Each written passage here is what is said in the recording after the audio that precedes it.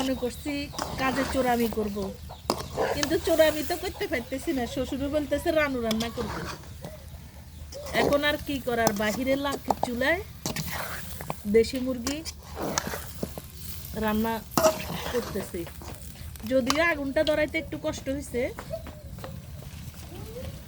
করার কিছু নেই।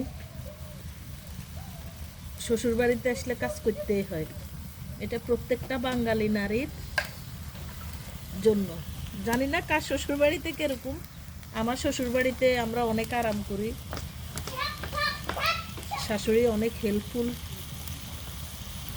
এই আর কি। আমি না রান্না করলেও কিছু বলতো না, তারপরেও নিজের দায়িত্ববোধ থেকে করতেছি। আর রান্না করতেছি আমাদের এখানের নদীর এটাকে বলে নদীর সাইয়া মাছ, যেটাকে আমরা নোয়াখালীতে চিরিং মাছ বলি।